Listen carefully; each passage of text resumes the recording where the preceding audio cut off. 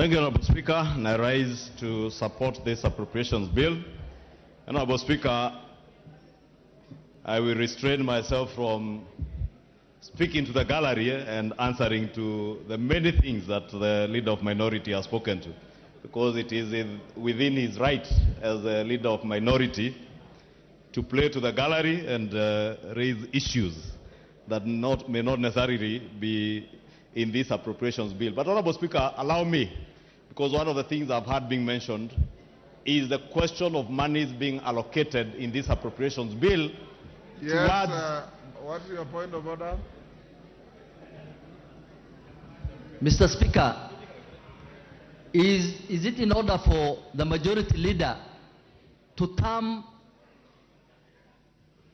the discussions and the opinions of the minority leader as playing to the gallery? Is that in order? The minority leader himself is not protesting. Go on. Honorable Speaker, it's good to indulge that honorable member. He was simply seeking for attention, but I have the minority leader's attention. I don't need his attention. Honorable Speaker, I was saying, speaking to the question of pending bills, Honorable Speaker, in this appropriations bill, Honorable Speaker, because it is simply buttressing what we did during Committee of Supply, and we were all here during Committee of Supply, and I must thank all the members who stayed on here until about 10 p.m. to supply resources to our MDAs.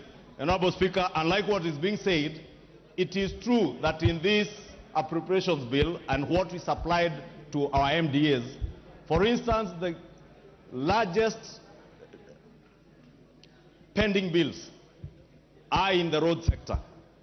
And indeed, all these members in this House, Honorable Speaker, will tell you, in each of our constituencies, we have either a road that was to start that is yet to start, or a road that had started but stalled because of pending bills, Honorable Speaker.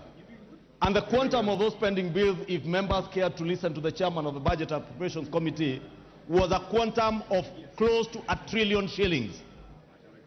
That means half of the resources we will generate in terms of ordinary revenue could only go towards settlement of pending bills in the road sector, Honorable Speaker.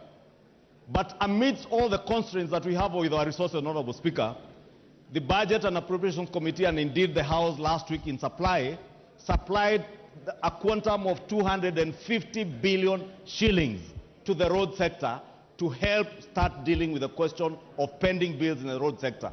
And indeed, Honorable Speaker, you will see with time, as at when exchequer releases begin, hopefully after the month of July, Honorable Speaker, if we agree with the chair of the Finance Committee and finish with the finance bill third reading today, or in the course of the day tomorrow, Honorable Speaker, and we are able to generate adequate revenues to be able to unlock the question that the leader of minority rightly says, that we have a huge problem of pending bills. That 250 billion shillings to the road sector is not enough. Even after rationalizing all those roads projects that have been committed to, the figure came to about 730 billion. Therefore, it tells you, even if we were to allocate resources, not to deal with new projects, and I just want to inform the House and the leader of minority that we are not dealing with new road projects, we are dealing with those already committed road projects. And it will take ordinarily, either we commit the entire of our development expenditure to the road sector without having to deal with anything else, or we do what the Budget and Appropriations Committee recommended, that we allocate 250 billion shillings this year. If we perform better in terms of revenue allocation, next year we can do another 300 to 400 billion shillings. And with time, by the third year of this administration, we should be able to have cleared all those pending bills and contracts that have already been committed to, and be able to begin to embark on new projects. Therefore, allow me to just inform the leader of minority that indeed there are no new road projects. We are committed to completing those that were committed contractually before the last regime. If you look at the education sector, Honorable Speaker, and members will remember when we begin this session in January, our children had just opened school, and there was a crisis on CBC, the junior secondary schools, capitation of junior secondary schools, capitation of those in CBC classes, Honorable Speaker, was a big problem.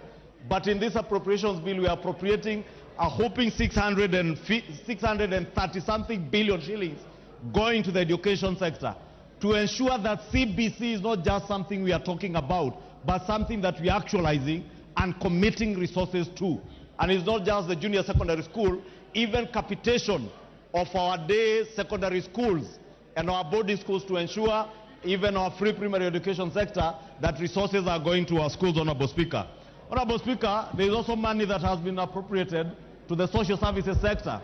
And you have seen in the press recently, Honorable Speaker, as much as our media houses have a quarrel to pick with us, and therefore they will go to great lengths to demonize what is not being done or what is supposed to be done, and they will eloquently carry out investigative series on how many octogenarians have not received their cash transfer schemes, but I never see them cover when they are receiving this money.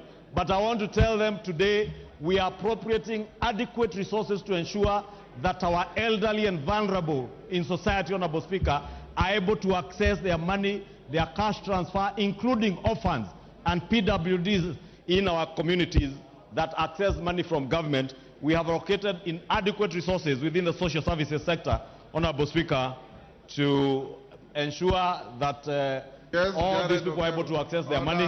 Majority Leader. Yes, Honorable Jared. I know what Jared wants to say.